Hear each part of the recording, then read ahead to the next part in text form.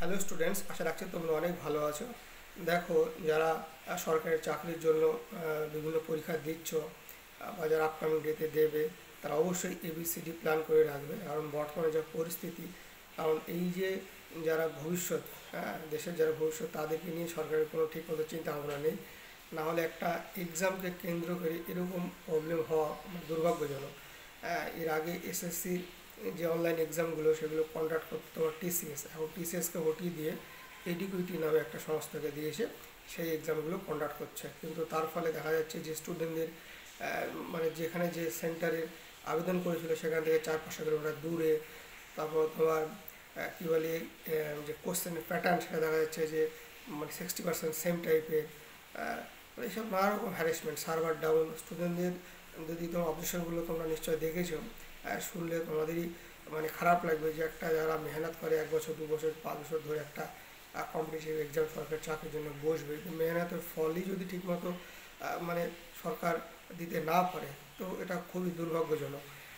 কেন যে সরকার এই স্টুডেন্টদের প্রতি মানে এরকম মানে অবহেলা ঠিকমতো কোনো ব্যবস্থায় নেয় না।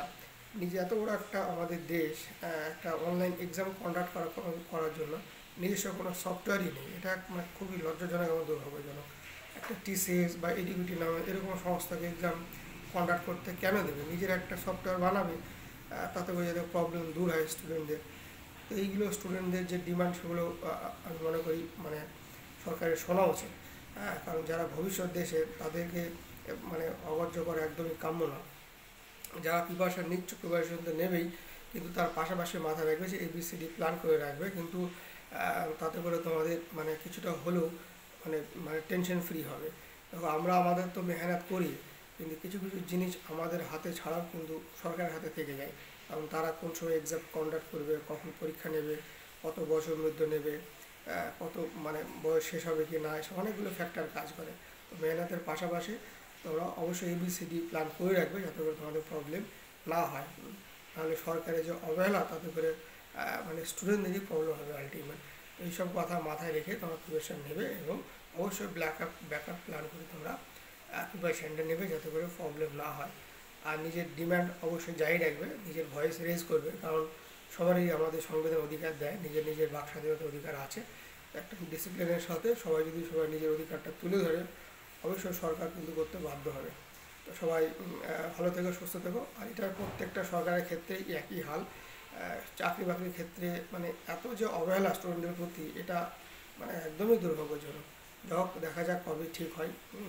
আমাদের স্টেট গভর্নমেন্ট হোক বা সেন্ট্রাল গভর্নমেন্ট হোক, স্টুডেন্টদের একটা ডিসিপ্লিনভাবে একটা এক্সাম হবে, একটা ইয়ার ওয়াইজ একটা নোটিফিকেশন বার হবে, স্মুথলি, তোমার যেন কোনো প্রবলেম না হয় সেভাবে এক্সামটা হবে, সিলেকশন হবে।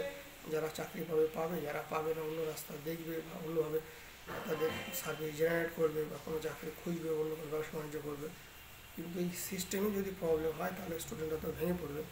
যাই হোক, তারপরেও তোমরা প্রিপারেশান রাখবে, এবং এবিসিডি প্ল্যান করেই তোমরা আগে এগিয়ে যাবে। তো সবারই সফলতা কামনা করি। যে যে ফিল্ডে আছো, মেহনত করো, যে কোনো ফিল্ডে তোমরা সাকসেস পাবে।